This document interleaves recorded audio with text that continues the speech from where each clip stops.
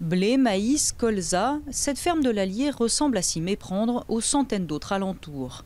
À un détail près, son propriétaire, Wu Kechin, vit à 12 000 km de là et c'est en Chine qu'il transforme le blé français en pain.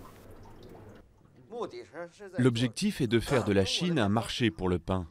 En étant présent dans la totalité de la chaîne de production, nous pouvons apporter de meilleures garanties de sécurité alimentaire. Son slogan « Des champs français aux tables chinoises », une sorte de circuit court Paris-Pékin qu'il espère rapidement étendre à d'autres denrées comme le lait ou la viande. En 4 ans, M. Wu a déjà racheté 3000 hectares dans l'Hexagone et compte ouvrir en Chine 1500 boulangeries à la française d'ici 2023. Quand nous investissons dans des exploitations agricoles en France, c'est la même chose que ce que font les Allemands ou les Anglais. Ça dope le développement économique. Dans le futur, le marché chinois de la boulangerie va considérablement s'agrandir. Les terres que nous avons achetées ne suffiront pas. L'essentiel de la farine, nous comptons l'obtenir grâce à la coopération française.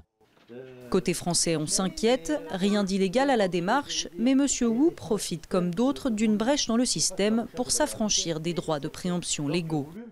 La SAFER a le droit d'intervenir quand il y a une cession de 100% des parts de société. Dans ce cadre-là, il n'y a eu que entre 95 et 99% de cession de parts. Donc légalement, la SAFER n'avait pas à intervenir. La transaction s'est faite en bonne et due forme.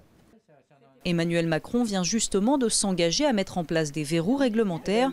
Mais pour les agriculteurs, ces rachats venus de Chine ou d'ailleurs pose aussi la question de l'avenir du modèle agricole français. Si c'est partiel, ça permet à des agriculteurs de trouver de la rentabilité. Après, la difficulté, c'est qu'on risque de revenir au schéma que l'on avait ancien, où les agriculteurs n'étaient pas des agriculteurs indépendants et autonomes. Ben, c'était les métayers et on était complètement dépendants, c'était les manants du Seigneur. Le milliardaire chinois assure prendre grand soin de ses fermes tricolores et n'y employer que des Français.